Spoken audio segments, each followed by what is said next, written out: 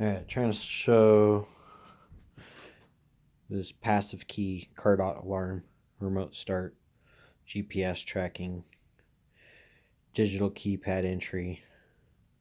Yeah, it does a lot of stuff. Seems like most of it works, but the only thing I can't get to work is the remote start. So I'm going to walk into the car without hitting the key or hitting the button, and it will unlock itself when I walk up, as you'll hear.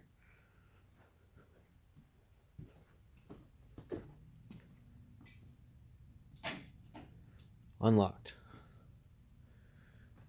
So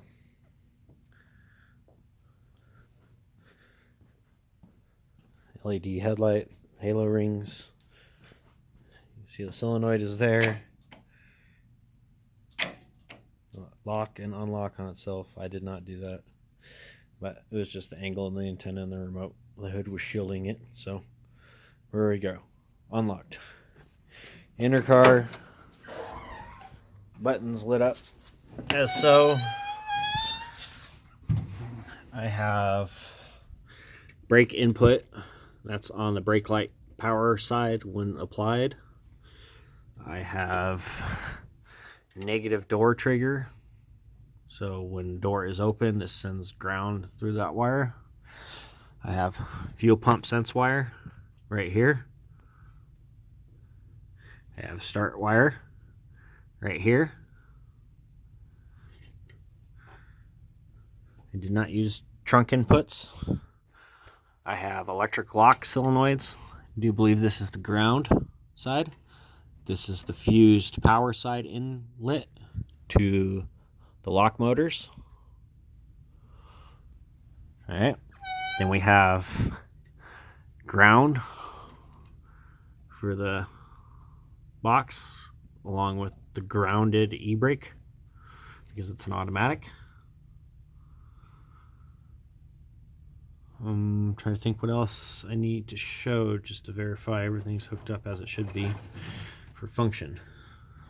Here's my ignition wires. I did flip the green and the white around and try them different. The way I have the box wired is this is battery power on the reds. This is accessory wake up, which wakes up the stereo only. Then the on position wakes up my accessories over here, which are my power windows. And a couple other things for lights and stuff, but none of that. Then I have the ECM fuse box. So the standalone computer fuse box is kicked by a low amperage signal. And the starter is the same thing. Starter relay is in the LS harness fuse box, and it's ground kick. So that's why the extra relay off of the starter. I had to add the relay in to control the starter to signal via ground. And I don't know if that could be the problem either, but I don't believe it should be because, like I said, it functions the way it's supposed to. So this would be accessory stereo. This would be ignition, as you heard the fuel pump. I'm going to hit the brake. That's the switch telling me it's okay to start. I could start it and it'll start. I'm not going to. I'm already, killing over from the fumes in the garage from me doing that already. It's off the brake. But you can see brake input is working. And we'll start. Just to show, here we go.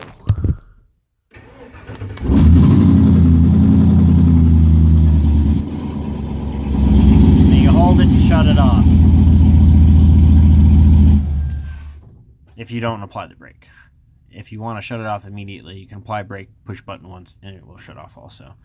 But we're back at 0 as far as power. Like I said, accessory, ignition, the next one would be start. But it turns everything off if you don't apply the brake. So, I have power windows are all done. I'm going to turn them on so you can see them.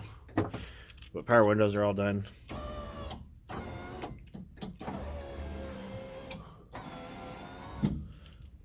And the fronts.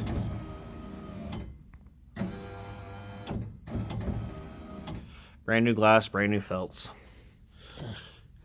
Alright, I'm going to turn that off. Here we go. This is a car dot alarm. Going off the instructions and followed everything to a T. The only problem I'm having is remote start. So if I'm missing something, it would be greatly appreciated. There's the dip switch settings. There they are on the box. And the jumpers on the inside. That was set at diesel actually right there. And I saw from their YouTube channel that I needed to change it to that. So I changed it to that for gas. These are the other switches, which they do tell us what those switches are for right here.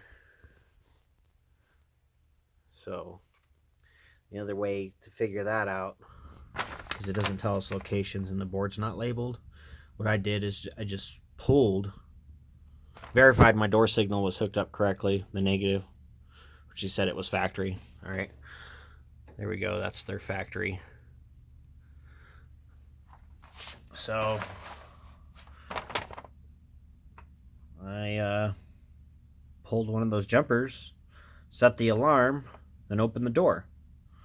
The alarm set, the door trigger was still working. Then pull the other one.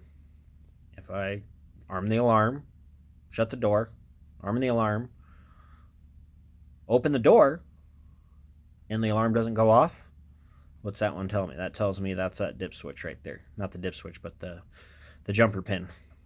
So that's how I was able to figure out that this was all set up, correctly here. But I had the question on the other one. And the other jumpers, I found out that was the gas or diesel position, and it was in the diesel position, so I moved it to the gas position. So, but that's not in the manual either, so. But that's where we're at. That works. The key.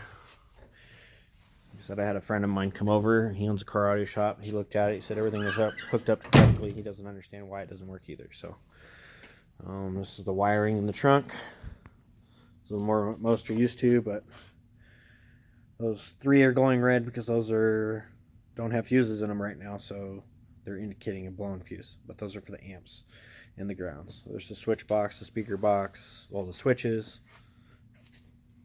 all down here. Wired pretty and nice and clean. And the hard lines that I did. The speaker box I built, Randy wrapped the speaker box, the same guy that painted the car. This guy. Mr. Bills. I did the framework on it and the assembly as far as that goes. Wiring, power windows, engine swap, engine wiring, chassis, reinforcement, 4-link, Mustang 2 front end, vintage air kit, electric fans, oil cooler, transcooler, LED headlights. You hear it lock right there. It's because I got far enough away, or the shield is more or less shielding it. And a power steering hose that's leaking. Gotta fix that. It's just the hose kit was no good.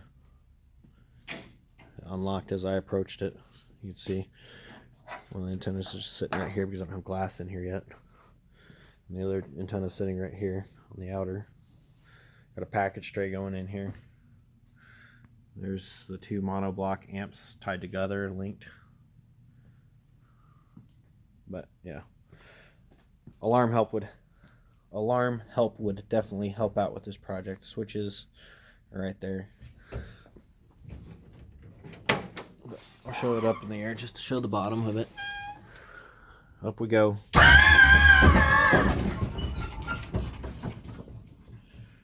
Alright, up in the air. See how tall we are now. In the bottom. So, well, this one should be coming out this summer. If all the engraved stuff gets done.